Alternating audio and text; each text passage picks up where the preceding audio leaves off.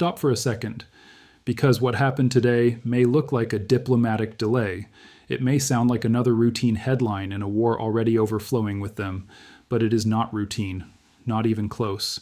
Because when Iran refuses to clearly commit to talks in Pakistan, and China responds not with outrage, not with a dramatic warning, not with some grand peace plan, but with careful, controlled language, that silence is not emptiness. That silence is strategy. And if you understand what that strategy means, then you understand why this crisis may be entering one of its most dangerous phases yet. Because this is no longer just about missiles. It is no longer just about ceasefire deadlines. And it is no longer just about whether Washington, Tehran, or Islamabad can get into the same room. This is now about who still thinks time is on their side. And that is where wars like this become very hard to stop. So here is what actually happened. As of today, April 21st, the second round of U.S. Iran talks expected in Pakistan is still clouded by uncertainty. Reuters reported that Iran said there was currently no decision to send a negotiating delegation to Pakistan, especially while a U.S. naval blockade remains in place.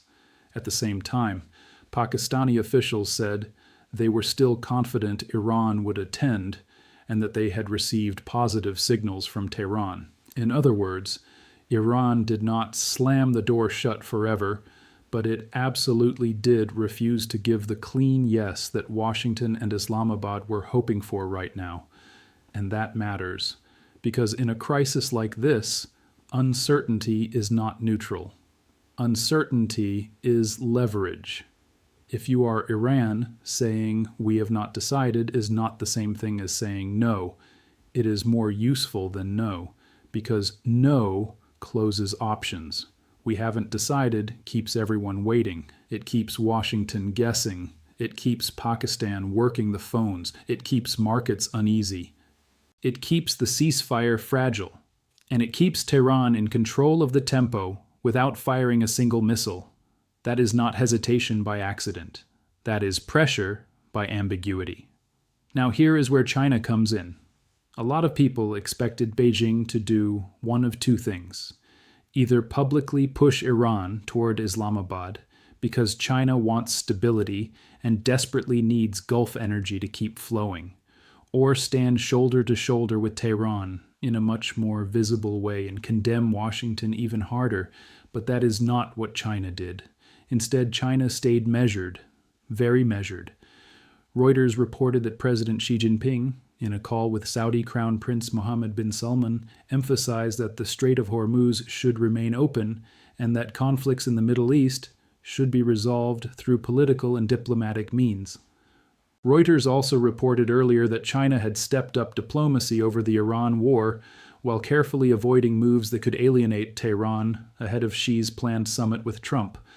That is not loud mediation. That is careful balancing, and that is why the silence tells you so much. Because China is not silent in the literal sense. It is silent in the way that matters. It is not publicly forcing Iran into the talks. It is not publicly taking ownership of the Pakistan track. It is not publicly turning this into a Beijing-led rescue operation. It is not loudly cornering Tehran at the exact moment Tehran wants room to maneuver. That tells you Beijing sees risk everywhere. Risk in escalation, risk in energy disruption, risk in a direct break with Washington, risk in humiliating Iran, risk in saying too much, risk in saying too little. So China is doing what major powers do when they want influence without exposure. It is talking softly, avoiding public overcommitment, and waiting to see who blinks first. That is not passivity. That is calculation, and once you understand that, today's story stops looking like a missed flight to Pakistan and starts looking like something much bigger. It starts looking like a regional crisis in which every major player is trying to preserve leverage while pretending it is simply defending principle. Look at the positions on the board. The United States wants talks to happen before the ceasefire window becomes meaningless. Reuters reported that Washington is publicly positive, but the talks remain uncertain and tightly linked to a ceasefire deadline that is approaching fast. Vice President J.D. Vance had not yet left for Pakistan as of Reuters' latest reporting, which tells you just how fluid and fragile the situation still is. Pakistan wants to prove it can mediate one of the most dangerous crises on earth. Islamabad has already invested political capital in the process and is signaling confidence, even when the table is clearly unstable. Reuters says Pakistani officials are still working to secure Iran's presence and believe there are positive signs. Iran wants the benefits of diplomacy without surrendering coercive leverage. It is angry over the U.S. seizure of an Iranian cargo ship and the continuing maritime blockade, and its officials have made clear those issues are major obstacles to moving the diplomatic process forward.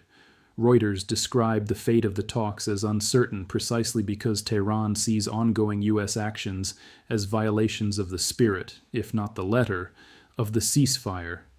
And China? China wants the war contained, the Strait of Hormuz open, its access to energy protected, and its diplomacy intact ahead of a possible Xi-Trump summit. But Beijing also does not want to be dragged into visibly pressuring Iran on Washington's timetable. Reuters' reporting makes that balancing act unmistakable. Now think about how dangerous that combination is. Everybody wants talks, but not enough to give up leverage. Everybody wants de-escalation, but not enough to absorb the political cost of seeming weak. Everybody wants the ceasefire to hold, but each side still wants to shape the terms of what holding even means. That is how crises survive. That is how they drag on. That is how they suddenly explode again after everybody on television tells you diplomacy is progressing.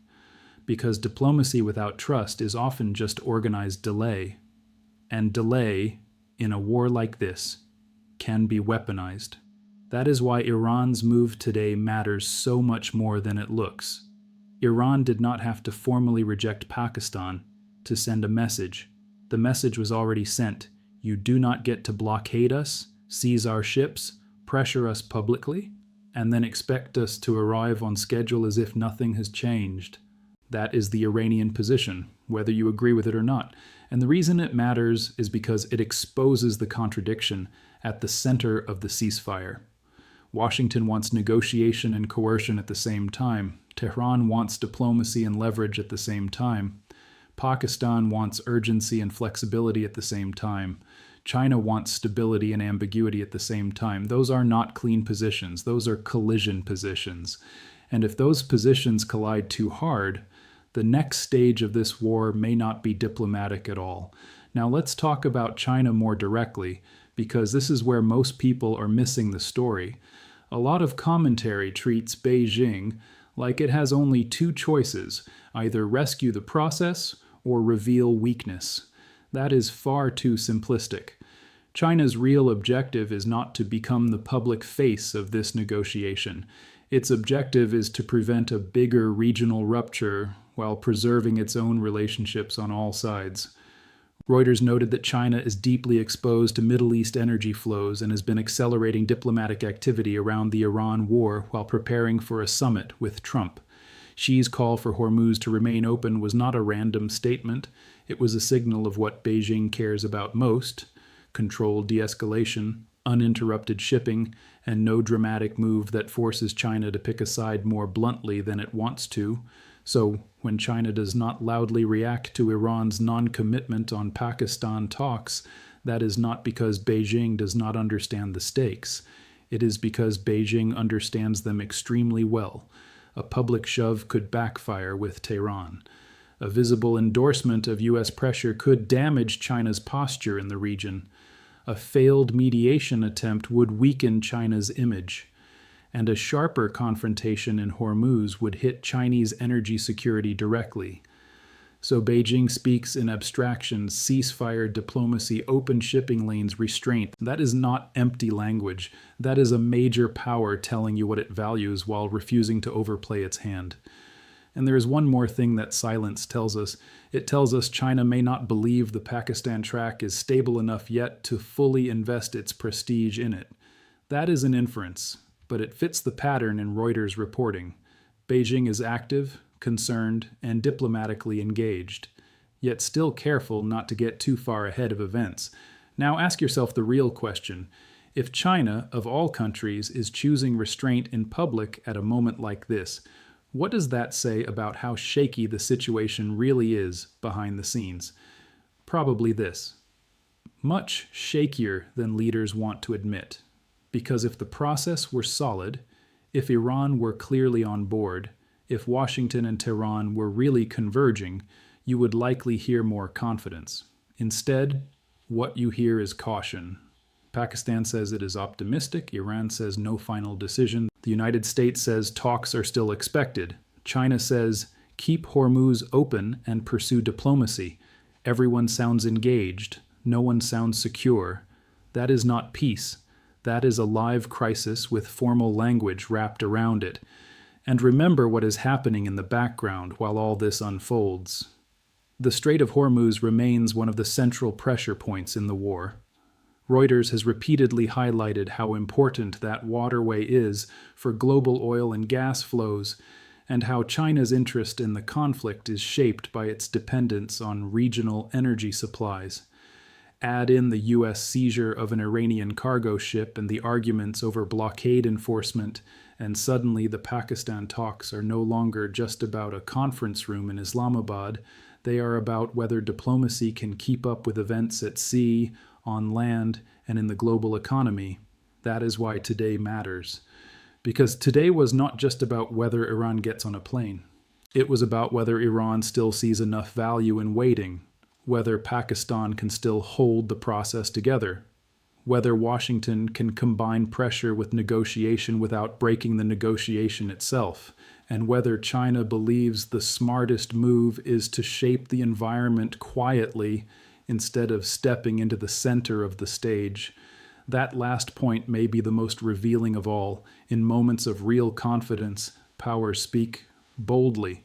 In moments of real uncertainty, they often speak carefully. China is speaking carefully, very carefully. And for a U.S. audience, that should stand out, because Beijing is not treating this like a theatrical showdown. It is treating it like a dangerous systems problem. Energy, shipping, regional stability, great power diplomacy, and the risk that one misstep turns a shaky truce into a wider war. That is why the silence matters. Not because China knows everything in some mysterious way, but because China's restrained posture tells you it sees how easily this can still go wrong. And that is the uncomfortable truth tonight.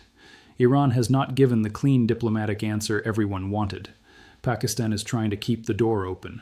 The United States is still pushing, China is still hedging, and the ceasefire clock is still ticking. So here is the bottom line. Today's hesitation from Iran was not a side story. It was a warning that this ceasefire remains fragile, a warning that diplomacy is still fighting against coercion, a warning that even countries calling for peace are positioning themselves for failure, and a warning that the powers with the most to lose may also be the least willing to say exactly what they fear out loud.